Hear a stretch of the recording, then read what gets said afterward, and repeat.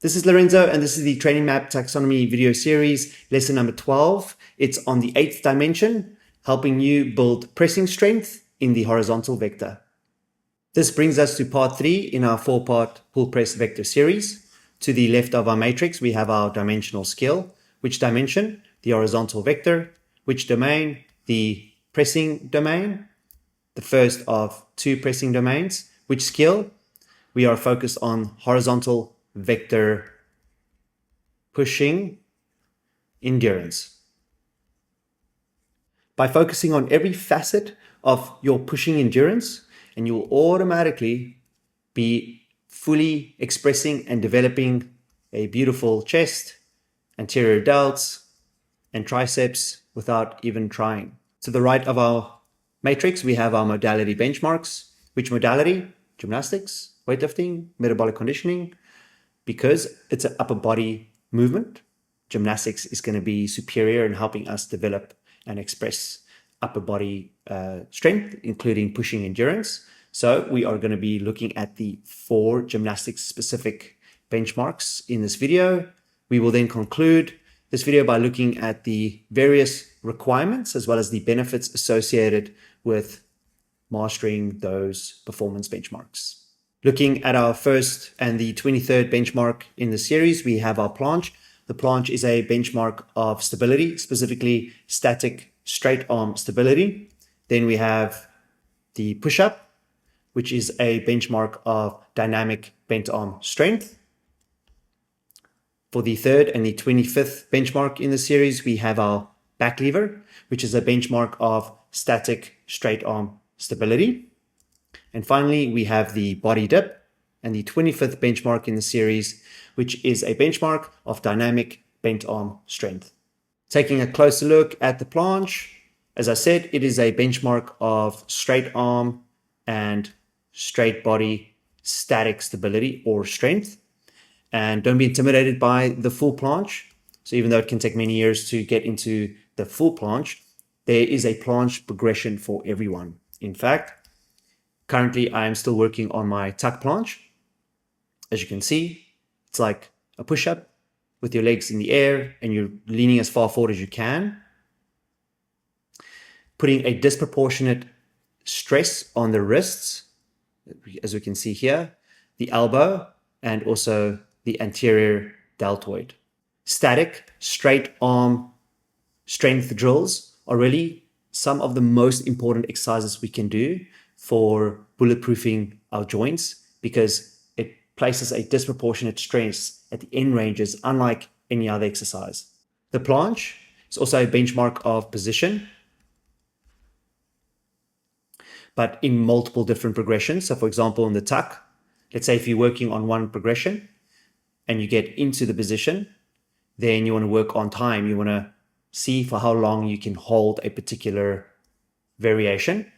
So typically you want to work towards 15 to 20 seconds, but ultimately you're working towards the full planche for 6 seconds if you're a guy, and for the gals, working towards 3 seconds. Next, we have the push-up.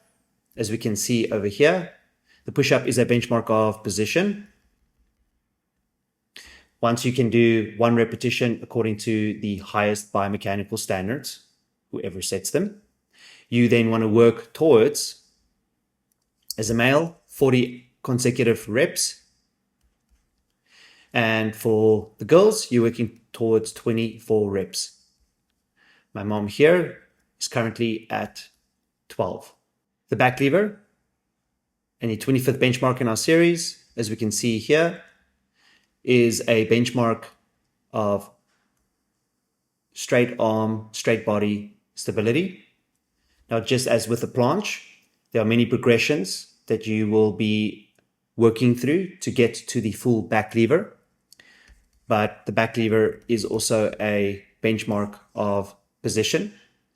Once you can hold a particular position in whichever progression, you then want to work towards 15 to 30 seconds as a hold time. But ultimately, you're working towards the full back lever, 15 seconds for the guys to demonstrate complete control and competence, and for the girls, 9 seconds.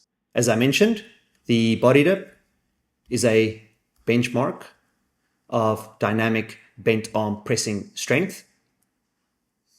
People typically think of it as a vertical press, but you'll see that it shares a common movement pattern, more typical of the push-up and back lever, because it relies on shoulder extension mobility and the pressing strength pattern that is very similar to that of a back lever and a push-up, rather than a true vertical press like the overhead press. The body dip is also a benchmark of position.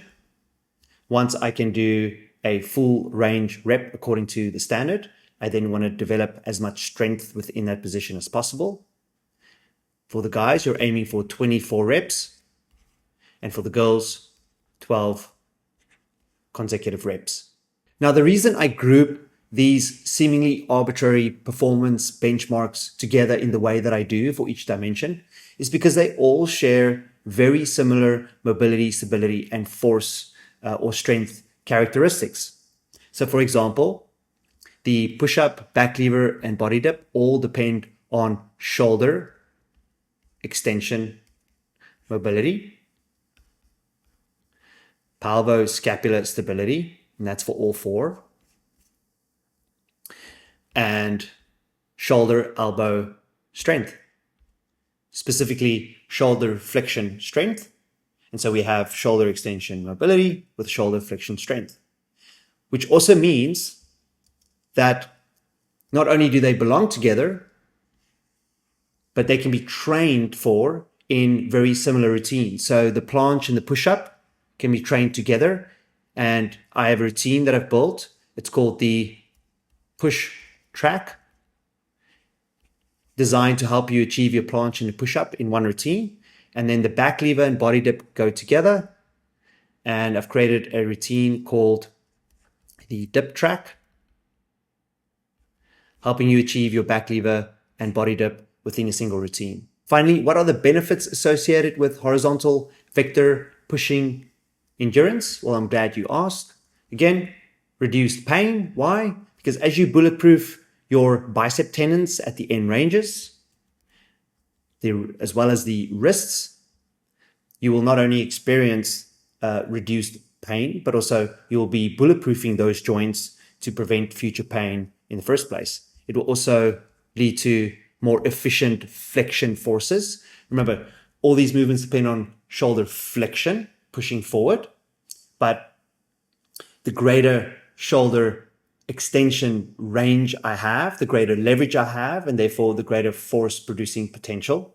Pushing endurance is also the foundation to so many activities of daily living, such as pushing ourselves out of a pool or even a bathtub, improving our dynamic shoulder elbow strength, also transfers to other exercises such as handstands, press handstands, overhead presses. And as I said before, focus on developing optimal shoulder flexion and elbow extension strength, and chest and tricep development will be a byproduct of that.